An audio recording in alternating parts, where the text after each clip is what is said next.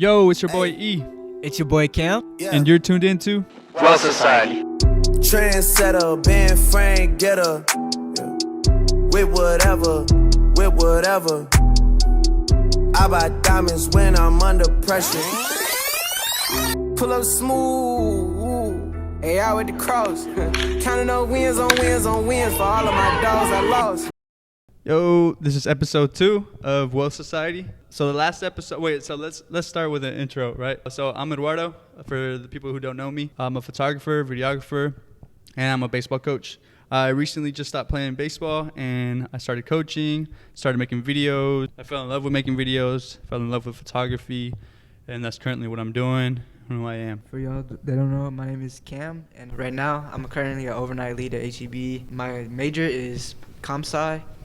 It's a little tough, but I also fell in love with the process of video making. Would you rather be rich or would you rather be famous? What do you think about that? Most definitely rich. Rich? Why? I want to be rich and unknown because there's a lot that comes with fame. Like everyone knows you. Like no matter where you go, you're gonna be identified. And some people just want to be left alone. You know. So you'd rather be rich? I'd rather be rich because I can make things happen. Like I like that, but what if people don't know you and you're rich? I think that's better because I'll be able to do my experiences with the people that I love without being bothered by everybody.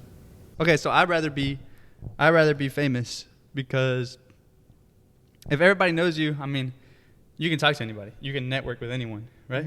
Okay. Like if you're famous, you're a little bit rich already, right? I understand that. And if you're just rich, like at some point that money's gonna run out. You gotta make connections. You gotta talk to people. If you're just doing your own thing, you can't win in life. You gotta have a team. Oh, that makes sense. Like So literally, your network is your net worth, and rich is different from being wealthy. yeah. And I'd rather be wealthy and know people. Than Well, that leads be us rich. into the next question. How do you define wealth? What does wealth mean to you? So I view it two kind of ways. First is obviously all the assets are covering your like daily expenses, and you don't have to like stress about buying something. But wealth to me is the option to work. Like just like we're reading from our other podcast, Yeah. when someone is forcing you to do it, you don't want to. But when you have the option to read and you pick up a book, it's pleasant. Yeah. And I feel like the same thing would be with work too. That is true. Yeah, I think the way I define it is similar to you. But I think wealth is like just having assets. You know what I mean? Mm-hmm. Having assets and not having to like really just work the 9 to 5 or you know Exactly. what I mean? Like if you have assets, like you're making money every day, or not every day. It depends on how many assets you have. But I think that's what wealth is: just having assets and living life the way you want, and not having to go to the job every day and not having to speak to the boss and him telling you what to do. Because you are the boss. That's wealth for me. That's And to be more specific, I don't know if any of y'all read or listened to Rich Dad Poor Dad, but what he means to say is your assets have to be more than your liabilities. And in Rich Dad Poor Dad, they talk about minding your own business, and minding your own business means minding your assets and just watching your asset list and building up. So that's how you would build wealth from the jump. Yeah, that is true. But it's really hard to do that because when you don't have anything to even make money first, you can't even buy an asset. Like especially, I'm sure everyone watching, like it's hard to even buy an asset. Like for some of them, they're probably like, what does that even mean? Or you know what I mean? Yeah. So the way I think about it is, I always tell people this: like you have to have a service like you're providing for people, right? Mm-hmm. So whether it's photography, videography, whether you're making something for somebody, coaching, whatever it is, a service. So you have to provide a service to people, because when you're like the only one that can do that service, or like you kind of like spread yourself from other, like you separate yourself. You separate yourself from others, and think about it. Anybody can be replaced at a 9 to 5. At Chipotle, anybody can be replaced. When you provide a service, you can't be replaced, right? And it's sad, like literally, like I've had coworkers like pass away, and then the next day everyone just that's tough. comes in like business. Yeah, like business as usual. I'm like, wow. Yeah, and it really just shows you too, like what you just said. It's like it's like you're just like a little ant. And you get flicked. Yeah, like it is. You don't matter. And well, what I was saying back to the service. I mean, you can get replaced. Don't get me wrong. If you're not providing good service, like you're gonna get replaced. Exactly. But at the same time, isn't it easier to build wealth? Well, not wealth, but it's easier to have cash flow providing a service than working a 9 to 5. And that's just facts. It's facts. And it is hard to go ahead and start a service. Like you got to promote yourself, you got to get yourself out there. But it's definitely worth it because you call your own times. You say what you want, you do what you want, and you provide the best possible service you can. And then also you have more energy to put into the work that you're doing. And I think that's like another thing that goes hand in hand with being wealthy is it's the ability to just be able to make decisions without being stressed about financials or being stressed about health. That's true. Like that is one of the most important things that I didn't even mention. That's literally what wealth is. Exactly. Like you don't have to worry about like you can just get up and do the stuff that you love. Yeah. And then not have to worry about everything else. But right now in life, I mean, obviously I'm just starting off, but I wake up and the first thing I think about is like, how am I going to tackle all the issues that I have right now? Yeah. That's the reason why we made this show, Wealth Society, I mean, is to talk about things like this, you know what I mean? Because not a lot of people know how to build wealth. I mean, I'm still learning how to build wealth, and I want to talk to other people, which is why we started this podcast, to talk to other people who maybe might have a different strategy than we do, and we can learn from, you know what I mean? And also probably have proven success. Like, we're going to try to get in some successful people and get to the root of what actually makes a successful person and what builds success and wealth and, you know. Yeah. So right now, what's your strategy right now in terms of attacking wealth, gaining wealth? What are you doing? The first thing that I do is I focus on myself and I focus on my habits and I ask myself, like, is this something that a millionaire would be doing? Yeah. Like I focus on right now, particularly I'm focusing on how to make decisions like this, because indecision is what kills me every time. Like whenever I can't decide and I get so anxious that I shut down and I don't do anything, and inaction is worse than making a wrong decision. So no, yeah, that makes sense. But what actually are you doing right now? Like I know you're working at HEB right now. All right, so I just made that. I was getting to it. So I just made the decision to move back in with my mom, and it hurts because it's like I'm leaving my bros behind. Yeah.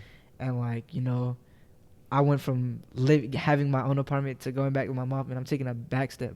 However, what that's going to allow me to do is not only will it allow me to focus, but it will allow me to save money to buy an asset to get me out of the situation that I'm in. Tell them about your cybersecurity, your job, your certification, and what you're doing with it. Right now, I got a cert in cybersecurity. It's called Security Plus. I'm pairing that up with my bachelor's, and then right now I got a interview with Verizon is to get my foot in the door of Verizon in IT.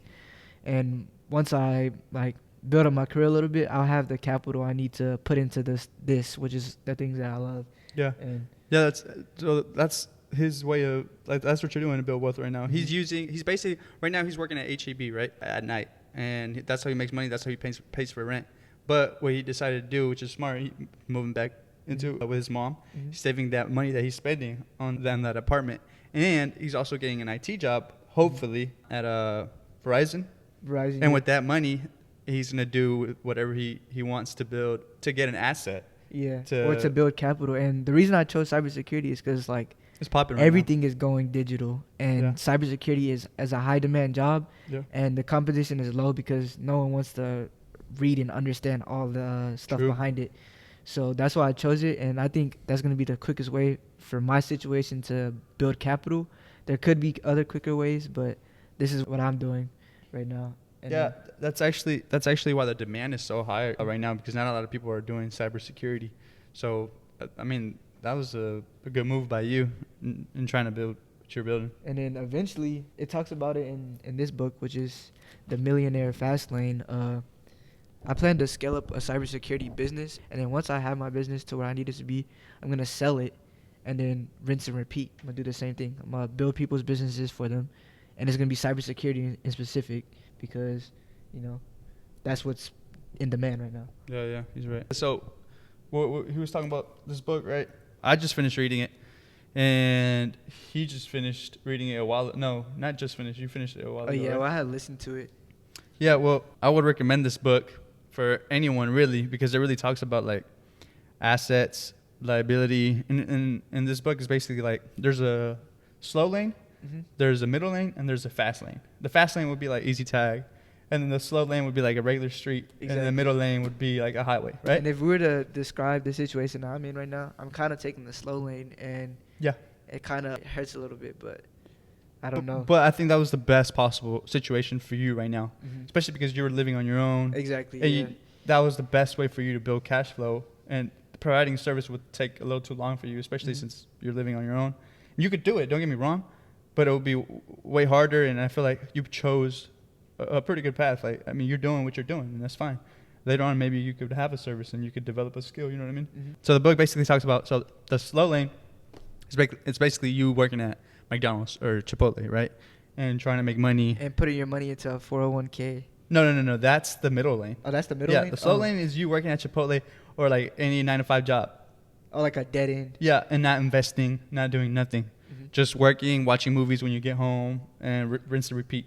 The middle lane is you actually getting a bachelor's degree and getting a nice job, a corporate job or whatever, investing your 401k, trading stocks, crypto, whatever.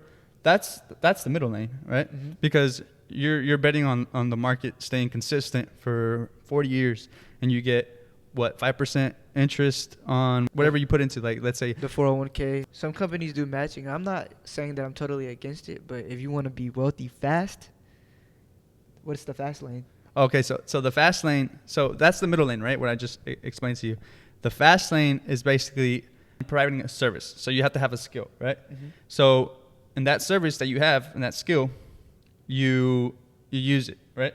And you get all these customers, and all that money that you get from these customers, use it on building the business up even more. Reinvest in the and business. even more and even more. So the fast lane is basically service, business. After the business, invest, right?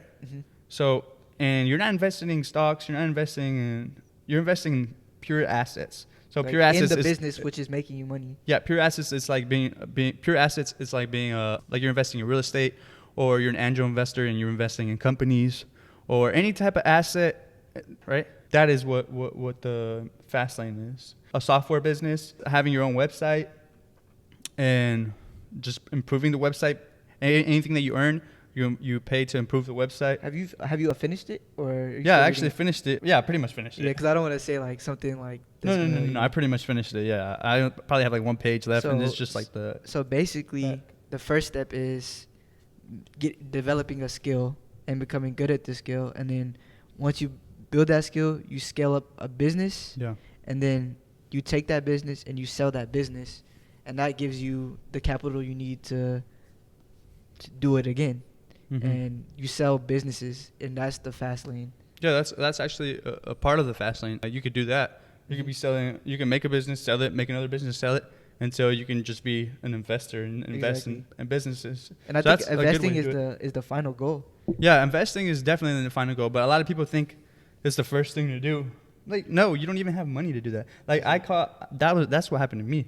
Like, I was playing baseball, and I got into stocks. I got into crypto. I was in California. I came back, and I was doing it still. I lost like $1,000, right?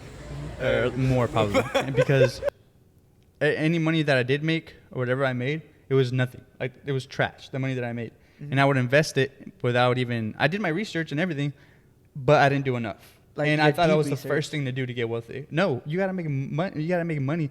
So let's say a stock does go down and you lose 1,000.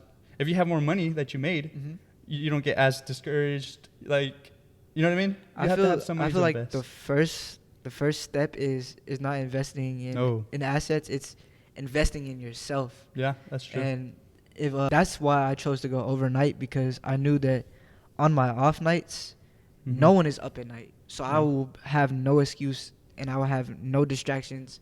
So on my off nights, I can focus on developing skills to eventually scale up. Yeah, and we're not saying this like this is personal. Like, I mean, it does work, and I know it's because a lot. I talked to a couple people, and they have the same strategy, right? we're not pros. Like we're learning whatsoever. I'm not even like amateur. I'm not even amateur. Like we're just college kids, and we're just learning, and we're trying to get better at whatever we're doing, and we're just saying this because I feel like this is the best possible way to get wealthy, the fast lane, which is what we just explained. And I mean, it doesn't work for some people, right? Mm-hmm. Some people just can't do that, and I understand. And that's why you go to school, you get a job, corporate job, whatever, and then that's fine. And then that's it. Yeah, but there's nothing against that. But this podcast is for people who want something different, right? Exactly. Who wants to be wealth. Yeah, who want to build wealth. And I mean, this is why I started this, because I know there's other people like-minded. Mm-hmm. And for me, it's hard to find other people who have the same mindset as me. And one of the reasons I started this as well is because I wanted to find people who have that mindset, who have that eagerness to build something, that drive. So yeah. And some quotes from the book. So this is the journal I talked about last episode. So I have 3 journals, and this is the episode where I write down. Man, gold plated. It's kind of nice. Yeah, it's nice. I have this journal, and it's just, I've read so many books. Every book I've read, I've like written down like notes and stuff. So basically, let me go to that page for this book. Okay, The Millionaire Fast Lane. Look, you see that? Probably just zoom in. So I'm just gonna read a couple off of here that I thought were like some good quotes. Mm-hmm. So wealth is not a bunch of money, right? We already know that, right? Mm-hmm. It's assets. It's having investing. It's all this. Wealth is having first before even money. Wealth is having family, fitness, and freedom, right? So if you don't have health, you're fried. You can't even build wealth. Right? Exactly. So you better get to the gym. Focus on yourself. Wealth, like health, isn't easy, right? It's hard to maintain a good body. Both are cut from the same fabric with identical processes, which is very true. Isn't it hard to go to the gym every day? Oh, most definitely. Right? Most definitely. Isn't it hard to build your business? Exactly. It's super hard. So it's the same thing. But if you fall in love with the process and not the end result.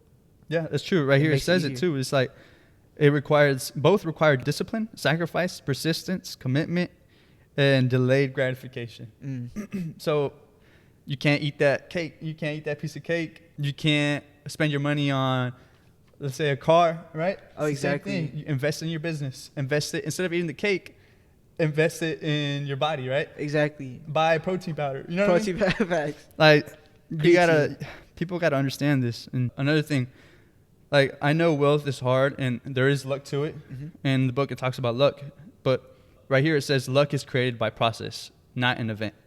That's facts. So what do you think that means? It means showing up knowing that there's no results. Like right now, we're filming this, and we're probably not gonna get that many views, but this is where it starts. It's a process. Everything's a process. Exactly. Mm-hmm. And when you fall in love with that process and you keep showing up, just like with the gym, you're not finna have a 6-pack abs after going for 1 or 2 days. You have to do it for some time, and this is gonna be the same thing, and y'all get to witness this. So. And another thing about luck, the harder you work, the luckier you get, right? We've heard that so many times, and people today they think luck in terms of the big event. You know what I mean by that? Or no? Yeah, like it's not a big event. Like it doesn't just happen. Yeah, but not only that, the big event that I'm talking about, it says it right here, and it says like people are expecting the next course. If I meet this person, I'm gonna get there. If I can get this tryout, I'm gonna get there. They're always waiting for that big event instead of just action, and just small. moving the needle. You know what I mean? Everybody's waiting for, and that was me. That was definitely me. I think it's everybody until you know. Yeah, like it's not about the event; it's about the process. You gotta have a process put in place and not wait for shit to happen. If you just wait for shit to happen, life is gonna pass you by, and you're gonna be in your 40s, in your 50s. Yeah, and you're always waiting on that next thing, right? Instead of just doing it. Exactly. So that's what it talks just about. Starting, and it's like, I know our quality isn't the best right now, and we're not speaking as clearly as we could be, but we started, and that's the most important thing. And right here it says the slow lane, which is the author calls it, MJ DeMarco, he's the author, he calls it the sidewalk, aka broke people. They think in terms of big hits instead of being process driven. And another thing he talks about is how to get rid of the victim mentality. That was a big one. I don't deal with it as much, but I know people who do. Like, it's crazy. Right here it says, own your own mistakes, failures, and triumphs. Reflect on your choices. Are you in a situation because you put yourself there? Did you err in the process? Were you lazy? Most bad situations are consequences of bad choices. Own them and own your life. No one can steer you off course because you are in the driver's seat. And when you own your decisions, something miraculous happens. Failure doesn't become the badge of victimhood. It becomes wisdom. Deny accountability and responsibility, and the keys of your life are given to someone else.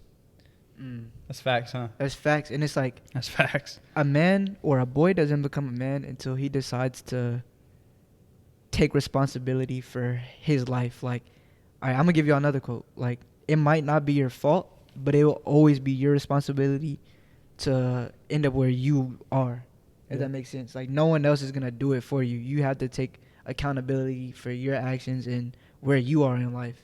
Yeah. If that makes sense. That makes sense. All right. And I wrote down a quote from the book. He was kind of throwing shade or shots at the college system or the education because he put a quote about Albert Einstein. And he said, Albert Einstein said, the only thing that interferes with my learning is my education. You see what I mean? You see wow. That? So he's basically saying, like,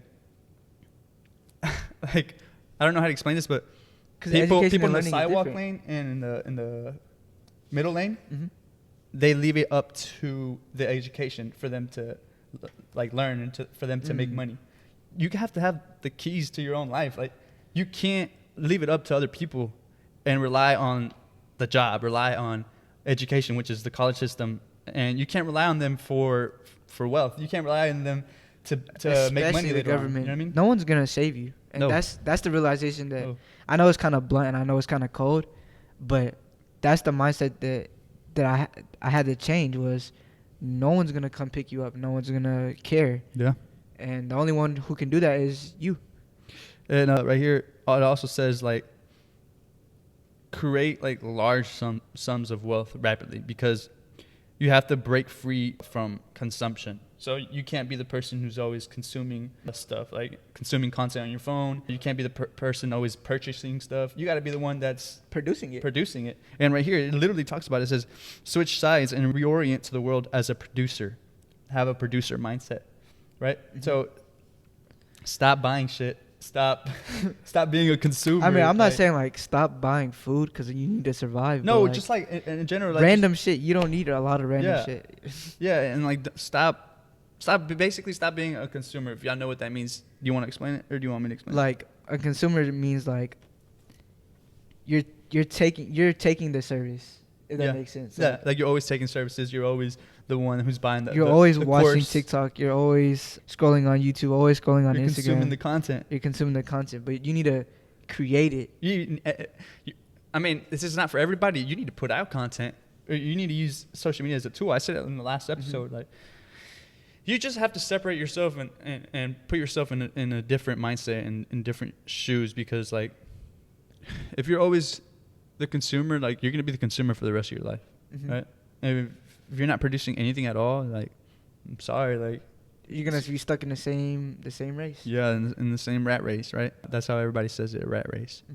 But so the last 20 minutes of this episode, I want to talk about what was said on the last episode, because we didn't address that. So we had some constructive criticism in the last episode. Oh, yeah. We had some problems too. The quality of the last episode wasn't that good. But the constructive criticism was, like, we're being misogynistic. We were saying that women can't decide for themselves.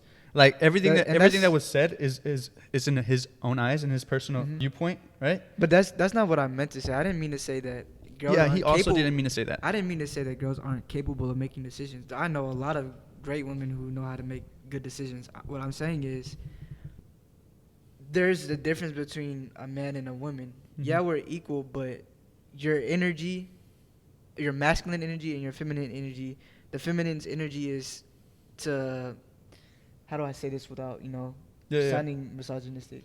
No, I know what you mean. I mean, we're not psychologists. We don't know. I don't know. We don't know the answers to everything. Because I haven't read enough into it. I can't get across what I need to say. We were not trying to be rude at all. Yeah, I wasn't like, if you paid attention to the last episode, like I wasn't saying that women aren't capable of making decisions. Yeah. What I'm saying is, deep down, feminine energy wants masculine energy, and whenever you force a woman into masculine energy and making decisions, although they may not admit it, over time it will erode the relationship because she's the one who's making all the decisions for you. And what I meant to say, because like the camera did cut off, was deep down they start to lose respect for you whenever you don't make decisions precisely, if that makes sense. Like if you're always like, we're running out of time do here. What you want, do what you want, or do this, instead of being like, all right, babe, let's do this.